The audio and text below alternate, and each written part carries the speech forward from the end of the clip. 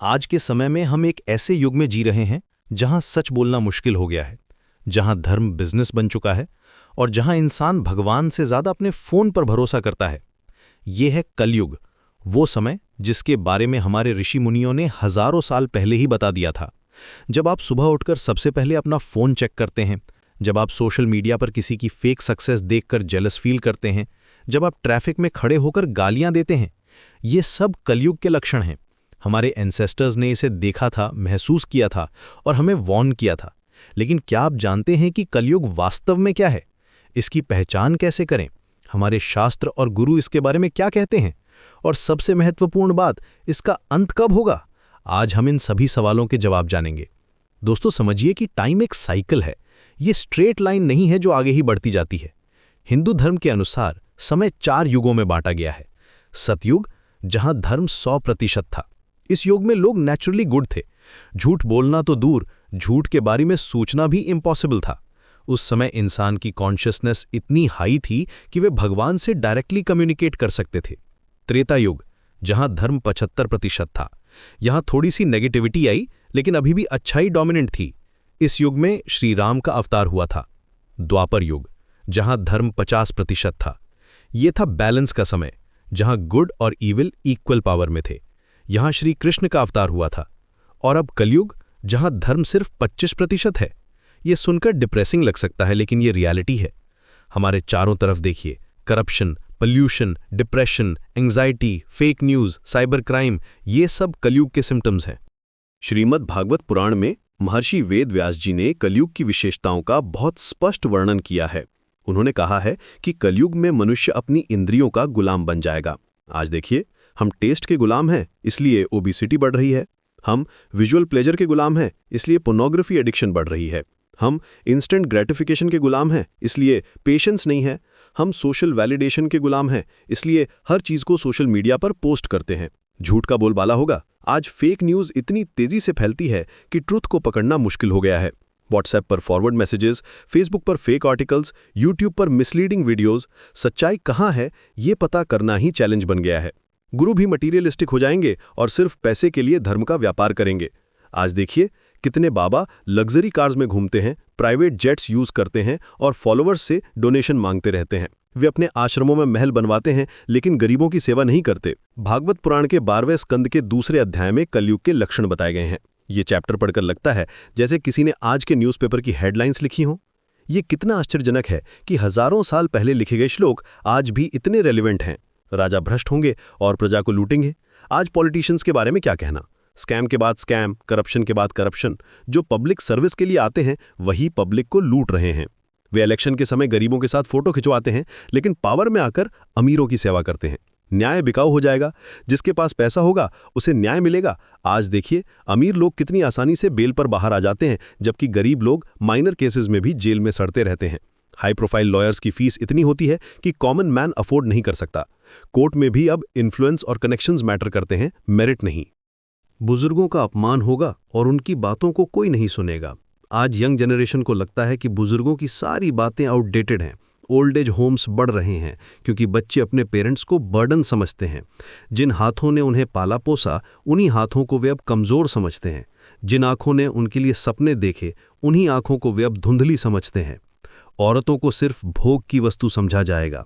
आज एडवर्टाइजिंग में, मूवीज़ में, सोशल मीडिया पर औरतों का ऑब्जेक्टिफिकेशन कितना हो रहा है। रिस्पेक्ट कम हो गई है, अट्रैक्शन ज़्यादा हो गई है। आइटम सॉन्ग्स बनते हैं, लेकिन माँ दुर्गा के भजन कम सुनाई देते हैं।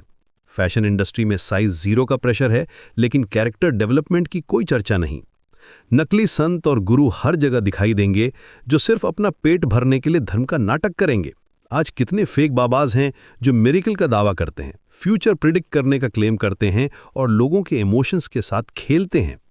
वे एक्सपेंसिव क्लोथ्स पहनते हैं, गोल्ड ज्वेलरी पहनते हैं, लेकिन सिंपल लिविंग की बात नहीं करते। मनुस्मृति में भी कहा गया है कि कलयुग में धन ही सबसे बड़ी मर्यादा बन जाएगा। जिसके पास पैसा होगा वही सम्मानित होगा, चाहे वो कितना भी अधर्मी क्यों ना हो।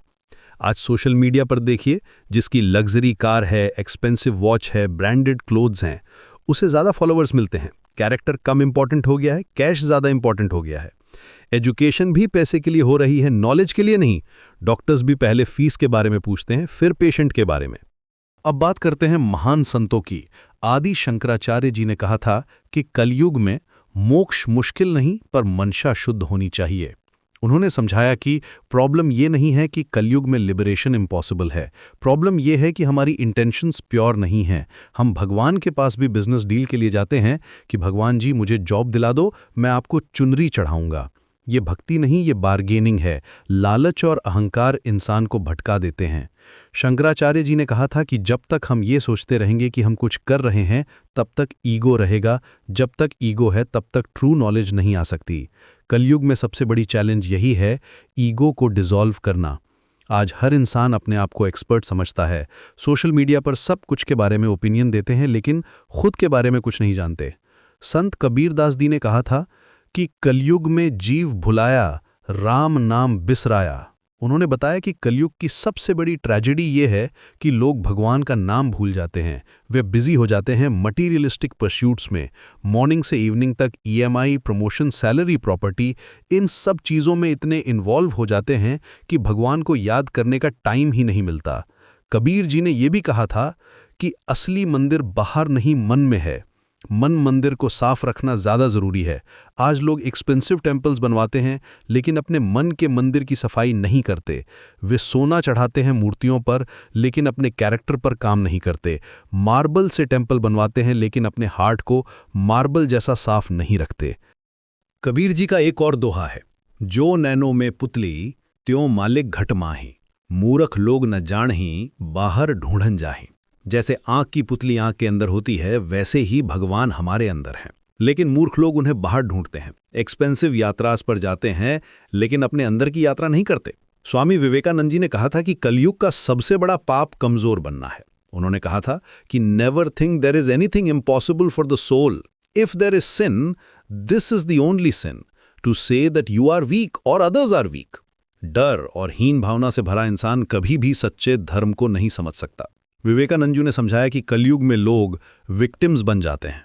वे ब्लेम करते रहते हैं सोसाइटी को, गवर्नमेंट को, लक को, दूसरों को, लेकिन वे ये नहीं समझते कि हर सोल में इनफाइनाइट पावर है। जब तक हम ये नहीं समझेंगे, तब तक हम कलयुग के इफेक्ट से बचे नहीं रह सकते। आज डिप्रेशन और एंग्जाइटी इतनी कॉमन हो गई है क्योंकि लोग अपनी इनर स्ट्रेंथ को भूल गए हैं। अब आते हैं कलयुग की टाइमलाइन पर। ये युग शुरू हुआ था 3102 ईसा पूर्व में, जब श्री कृष्ण जी ने इस धरती को छोड़ा था। कृष्ण जी के जाने के साथ ही धर्म का प्रोटेक्शन कम हो गया और अधर्म बढ़ने लगा। उनकी फिजिकल प्रेजेंस ही एक प्रोटेक्टिव शील्ड था जो सारी नेगेटिविटी को कंट्रोल कर रही थी। कलयुग की कुल अवधि है 4,32,000 साल। ये सुनकर माइंड ब्लो हो जाता है, और अब तक सिर्फ लगभग 5,100 साल ही हुए हैं। यानी दोस्तों, कलयुग अभी शुरू ही हुआ है। अभी तो इसका 1% भी पूरा नहीं हुआ है। यह सुनकर थोड़ा डरावना लगता है, लेकिन इसमें एक गहरा संदेश छुपा है। इसका मतलब यह है कि अभी भी टाइम है। अभी भी हम अपने आप को, अपने फैमिली को, अपने सोसाइटी को बेहतर बना सकते हैं। अगर हम सिर्फ ये सोचकर बैठ जाएं कि कलयुग है तो क्या कर सकते हैं, तो ये गलत अप्रोच है। हमारे स्क्रिप्चर्स में ये टाइमलाइन इसलिए दी गई है ताकि हमें पता चले कि ये एक लॉन्ग जर्नी है। क्विक फिक्सेस नहीं चलेंगे, कंसिस्टेंट एफर्ट चाहिए। जनरेशन आफ्टर जनरेशन को ये रिस्पॉन्सिबिलिटी लेनी होगी। ये मैराथन है, स्प्रिंट नहीं। कलयुग का अंत कैसे होगा? विष्णु पुराण के अनुसार जब पाप अपने चरम पर होगा, धर्म पूरी तरह मिटने के करीब होगा, इंसान इंसान का शत्रु बन जाएगा, जब कोई स्कोप नहीं बचेगा रिफॉर्म का, तब भगवान विष्णु का 10वां अवतार कल्कि आएगा। वे श्वेत घोड़े पर सवार होकर आएंगे और अधर्म का नाश करेंगे। ये डिस्ट्रक्शन नहीं होगा, ये प्यूरिफिकेशन होगा। जैसे फॉरेस्ट फायर के बाद नई ग्रोथ होती है, वैसे ही कल्कि अवतार के बाद फिर से सतयुग की शुरुआत होगी। ये कॉस्मिक रीसेट होगा, जब सारी नेगेटिविटी बर्न हो जाएगी और फ्रेश स्टार्ट मिलेगा। लेकिन ये कब होगा, इसका एग्जैक्ट टाइम कोई नहीं जानता। हो सकता है हजारों साल बाद, हो सकता है लाखों साल बाद, लेकिन ये होगा जरूर। ये डिवाइन प्लान का हिस्सा है। लेकिन यहां एक बहुत महत्वपूर्ण बात है। नारद पुराण में कहा गया है कि कलयुग पापी युग नहीं, भक्ति युग है। इस युग में सिर्फ हरि नाम जपने से ही मुक्ति मिल सकती है। जो काम सतयुग में हजारों साल की तपस्या से होता था, वो कलयुग में सिर्फ भगवान का नाम लेने से हो जाता है। ये कितनी अद्भुत बात है। हमारे पूर्वजों ने कलयुग को सिर्फ अंधकार के रूप में नहीं देखा, बल्कि एक अवसर के रूप में देखा। एक ऐसा समय जब भक्ति का महत्व सबसे ज्यादा है। ये डिवाइन कॉम्पनसेशन है। जब बाहरी एनवायरनमेंट चैलेंजिंग है तो भगवान ने भक्ति का पथ आसान बना दिया है। सतयुग में लोग नेचुरली स्पिरिचुअल थे, उन्हें एफर्ट नहीं करना पड़ता था। लेकिन कलयुग में जो लोग कॉन्शियस एफर्ट करके स्पिरिचुअल पथ चूज करते हैं, उनकी वैल्यू ज्यादा है, क्योंकि ये चॉइस डिफिकल्ट सर्कमस्टेंसेस में की गई है। ये स्विमिंग अगेंस्ट द करंट जैसा है। तो फिर हमारी जिम्मेदारी क्या है? हमें कलयुग को बेहतर बनाने की कोशिश करनी चाहिए। कैसे? सच बोलकर। आज के समय में सच बोलना रेवोल्यूशनरी एक्ट है। जब सब लोग पॉलिटिकली करेक्ट बातें कर रहे हों, तब ट्रूथ बोलना करेज की बात है। ऑफिस में, फैमिली में, फ्रेंड्स के साथ हर जगह ऑनेस्टी मेंटेन करना। माता पिता का सम्मान करके। आज जब न्यूक्लियर फैमिलीज बढ़ रही हैं, जॉइंट फैमिलीज टूट रही हैं, तब पेरेंट्स को रिस्पेक्ट देना और भी इंपॉर्टेंट हो जाता है। ये सिर्फ मॉरल ड्यूटी नहीं है, ये प्रैक्टिकल विजडम भी है। जो बच्चे अपने पेरेंट्स का सम्मान करते हैं, वे लाइफ में ज़्यादा सक्सेसफुल होते हैं। उनमें वैल्यूज़ होती हैं, डिसिप्लिन होता है। भक्ति को दिखावा नहीं, जीवन बनाकर। आज लोग सोशल मीडिया पर टेम्पल विजिट्स पोस्ट करते हैं, लेकिन डेली लाइफ में कोई चेंज नहीं लाते। रियल भक्ति ये है कि आपका बिहेवियर चेंज हो जाए। आप ज़्यादा पेशेंट बने, ज़्यादा कंपैशनेट बने, ज़्यादा ऑनेस्ट बने। टेम्पल जाना अच्छी बात है, लेकिन टेम्पल के बाहर निकलकर भी वही वैल्यूज़ मेंटेन करना ज़रूरी है। जब हम ऐसा करते हैं तो हम कलयुग में रहकर भी सतयुग जी रहे होते हैं, क्योंकि युग बाहर नहीं, हमारे मन में होता है। अगर हमारा मन शुद्ध है, हमारे कर्म धर्म के अनुसार हैं, तो हमारे लिए हर युग सतयुग है। आज के समय में हम देखते हैं कि टेक्नोलॉजी ने हमारे जीवन को आसान बनाया है, लेकिन साथ ही हमें भगवान से दूर भी कर दिया है। सोशल मीडिया पर हम फेक न्यूज़ फैलाते हैं, झूठी तस्वीरें शेयर करते हैं। ये सब कलयुग के लक्षण हैं। लेकिन यही टेक्नोलॉजी अगर सही तरीके से इस्तेमाल करें तो भजन सुन सकते हैं, धार्मिक ग्रंथ पढ़ सकते हैं, अच्छे विचार शेयर कर सकते हैं, यूट्यूब पर स्पिरिचुअल कंटेंट देख सकते हैं, मेडिटेशन ऐप्स यूज़ कर सकते हैं, ऑनलाइन सत्संग में पार्टिसिपेट कर सकते हैं। ये हमारी चॉइस है कि हम टेक्नोलॉजी को कलयुग बनाने के लिए इस्तेमाल करें या सतयुग बनाने के लिए। अगर हम टेक्नोलॉजी का सही उपयोग करें तो हम कलयुग में रहकर भी सतयुग जी सकते हैं। आज के नेता भ्रष्ट हैं, ये सच है, लेकिन हम खुद ईमानदार हैं क्या? हम टैक्स चोरी नहीं करते, ट्रैफिक रूल्स नहीं तोड़ते, छोटी छोटी बातों में झूठ नहीं बोलते, क्यों में लाइन नहीं तोड़ते। पहले हमें अपने आप को सुधारना होगा। चेंज हमेशा इंडिविजुअल लेवल से शुरू होता है। ये बहुत आसान है दूसरों को ब्लेम करना। पॉलिटिशियंस करप्ट हैं, पुलिस करप्ट है, सिस्टम करप्ट है, लेकिन हम क्या कर रहे हैं? हम वोट देते हैं कि नहीं? हम अपने एरिया में कोई पॉजिटिव चेंज लाने की कोशिश करते हैं कि नहीं? कम्युनिटी सर्विस करते हैं कि नहीं? कलयुग में फेक गुरुज की भरमार है, ये भी सच है, लेकिन असली गुरु भी हैं। हमें विवेक से काम लेना होगा। जो गुरु सिर्फ पैसे मांगते हैं, लग्जरी में रहते हैं, पॉलिटिकल पावर चाहते हैं, वे फेक हैं।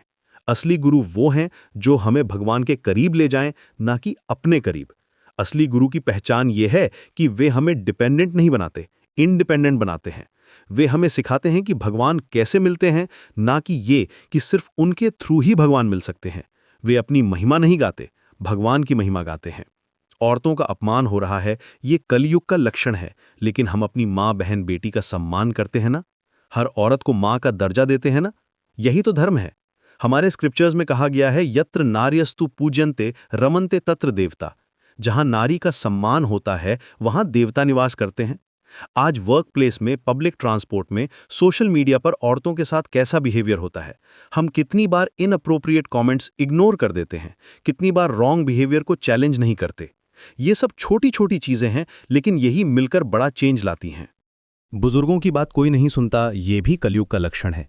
लेकिन हम अपने माता पिता की सेवा करते हैं ना, उनकी बातें सुनते हैं ना, उनका आशीर्वाद लेते हैं ना, उनके एक्सपीरियंस से सीखते हैं ना, यही तो संस्कार है। आज की जनरेशन को लगता है कि टेक्नोलॉजी के साथ सब कुछ चेंज हो गया है, इसलिए बुजुर्गों की एडवाइस आउटडेटेड है। लेकिन ह्यूमन नेचर नहीं बदला है। लव, रिस्पेक्ट, ऑनेस्टी, हार्डवर्क, ये वैल्यूज कभी आउटडेटेड नहीं होती। टेक्नोलॉजी चेंज हो जाती है, लेकिन ह्यूमैनिटी सेम रहती है। धन की पूजा हो रही है, ये भी सच है, लेकिन हम पैसे को साधन मानते हैं या साध्य? अगर पैसा सिर्फ ज़रूरतें पूरी करने के लिए है, दान पुण्य के लिए है, फैमिली की केयर के लिए है, तो ये धर्म है। अगर पैसा ही भगवान बन गया है तो ये अधर्म है। आज लोग मनी के लिए कुछ भी कर देते हैं, एथिक्स कॉम्प्रोमाइज़ कर देते हैं, रिलेशनशिप सैक्रिफाइस कर देते हैं, हेल्थ इग्नोर कर देते हैं। ये सब कलयुग के सिम्टम्स हैं। लेकिन हमारे स्क्रिप्चर्स में कहा गया है, अर्थस्य पुरुषो दासः दासस्त्वर्थो न कस्यचित्। इंसान पैसे का गुलाम है, लेकिन पैसा किसी का गुलाम नहीं। कलयुग में सबसे बड़ी समस्या है कि लोग इंस्टेंट ग्रेटिफिकेशन चाहते हैं, तुरंत फल चाहिए। भक्ति में भी यही एटीट्यूड आ गया है।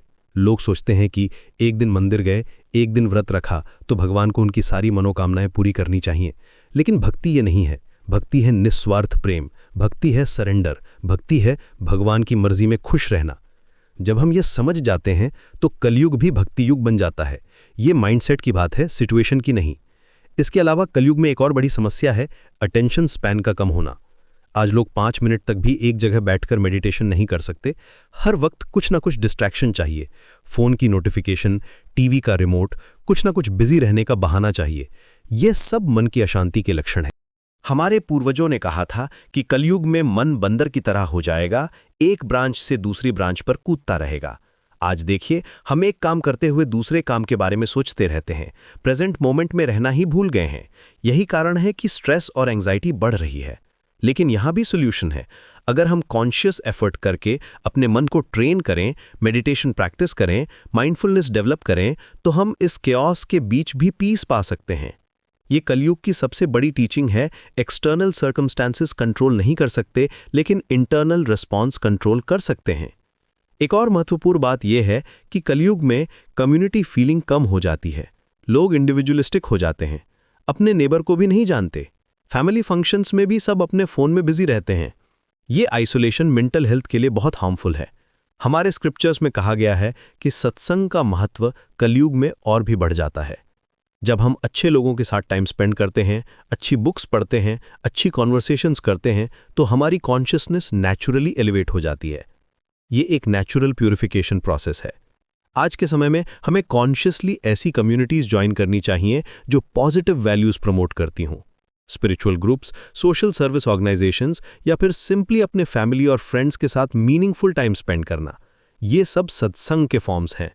अगर आप सच बोलते हैं, माता पिता का सम्मान करते हैं, भक्ति को दिखावा नहीं बल्कि जीवन बनाते हैं, तो याद रखिए आप कलयुग में भी सतयुग जी रहे हैं।